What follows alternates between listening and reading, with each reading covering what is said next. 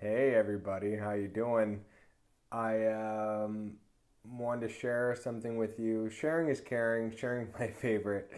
But I had some ideas. I thought this would be so useful to know, and hopefully it resonates with you, and you can pick up something from this. But I was thinking about challenges and how we will always have uh, some type of problem. I really hate the word problem, but more challenges because we get to advance to the next level. In March, I advanced to level 31, and that meant more wisdom. That meant more love to give, more opportunities to understand, and everything from the past, all the challenges that I went through, and everything that I learned, all the pain that I went through, all the good times I went through, prepared me for level 31. And so when I hear people that, sorry, my nose itches. I'm not sure why. Excuse me.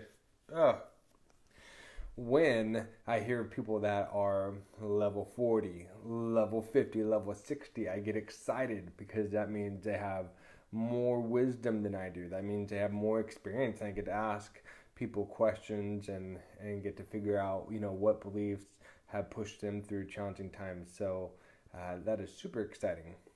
So one thing I wanted to share is this perspective, this tool, these ideas that I use to help me get through a challenge. Challenging challenges can be so tough, and sometimes we will feel that we're stuck, and when we can't find a solution over time, we'll start to believe that we're stuck, and we'll start to believe that there's no way out, and nothing irritates me more than seeing somebody believing that they're stuck and believing that there's no way out. And because that couldn't be further from the truth. And the reason why it irritates me is because I was in that same place, feeling for years in the middle of this addiction, believing that I was stuck, and that as much as I tried, I kept relapsing and over again, that there wasn't a way out. But there's always a way out. So here's something you can do that I wish I would have known a long time ago to shift out of that. So, really three things to think about is that creating a new standard, sorry, I got a text message, creating a new standard that whenever you are in a challenge, that making the decision that before you even attempt to solve this problem or solve this challenge, get into a state of gratitude, get into a state of peace, get into a state of emotions that serve you. Because so many times we try to solve a problem, solve a challenge that we're in, but if we're doing it from a place of frustration, if we're doing it from a place of fear, if we're doing it from a place of anger, it's going to be so much hard to get into that place of creativity, to get into that place of forgiveness, to get into that place of peace or love or whatever it is that you need in order to not just solve the problem, but really have it add a lot of value to your life, so you can become that much better. The first step is to talk to your unconscious mind. Your unconscious mind is so insanely powerful that if we don't do it consciously, our unconscious mind is going to think unconsciously and it's going to give us answers. So might as well direct our unconscious mind where we want to go. So whenever you notice a challenge, first think, and even thank your unconscious mind. Thank you. I'm feeling so angry right now. I know this anger is an emotion. It's serving me. It has some purpose. But right now I just feel so frustrated, or I feel so angry. I feel so sad, or I feel so depressed. I need an answer. So let's get working on that. Let's help find me a solution. And so after you have acknowledged that and your unconscious mind is working on a solution, then go to step two and shift into that place of gratitude. If this is probably one of the hardest things for people to do first starting out, when going from your head to your heart. It took a lot of work for me to be able to figure out how I shift, what works best for me to shift into that. And once you do it, it's like a muscle. You get better and you get better and you get better at it. So some notes that I took is shifting into a state of gratitude. And, for some that may be going to meditation, some that may be thinking about your kids or thinking about what you do have in your life. And some magic questions you could ask is, if I wanted to be grateful right now, what could I be grateful for? Or, maybe gratitude is a huge jump from feeling depressed. But if you wanted to feel a little peace, what could you believe in order to feel a little peaceful? Or if you wanted to feel a little excitement, what would you have to believe? What would you have to do? How would you have to feel? What would you have to think?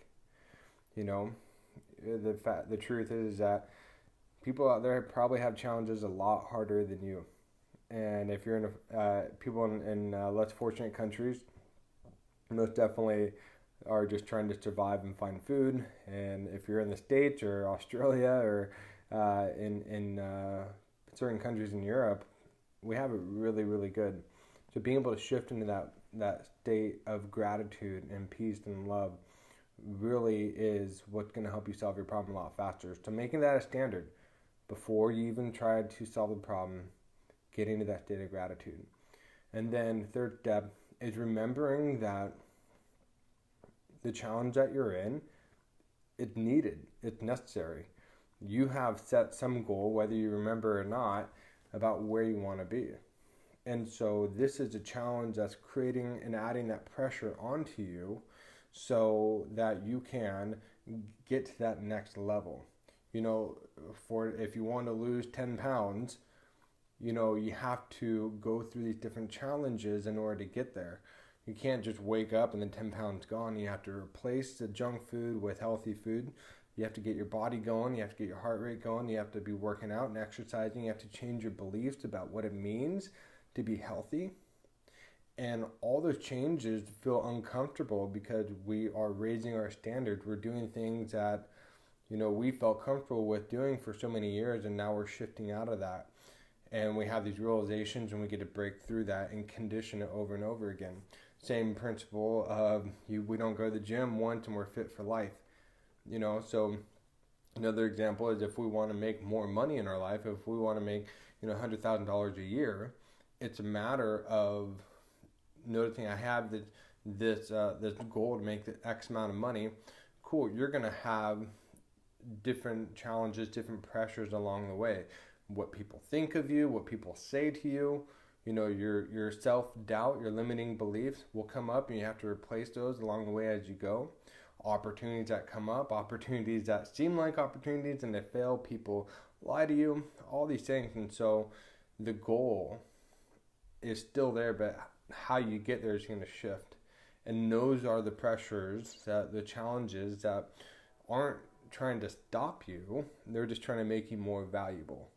And so you get to figure out how you want to solve this problem, what it means to you, attaching the new meanings to each challenge, each situation that you want to feel.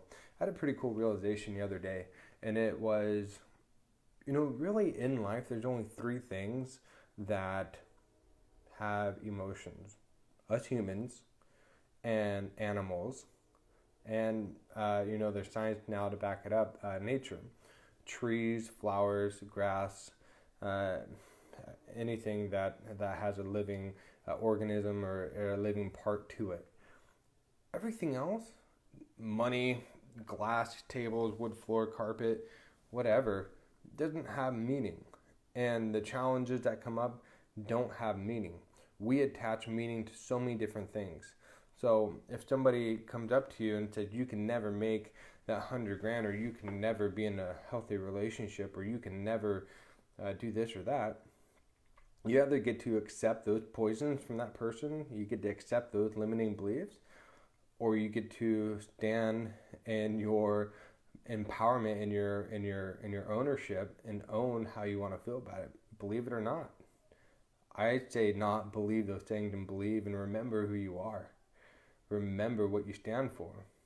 And if you're thinking, well, Ryan, I really don't know who I am, then maybe that's the best place to start first, to figure out who you are and why you even want this goal, and to really focus on rewriting your identity and what resonates with you the most, and what it is that your spirit craved, what you're calling in life. So many times we set this goal, but we really are trying to achieve a goal for the wrong reasons.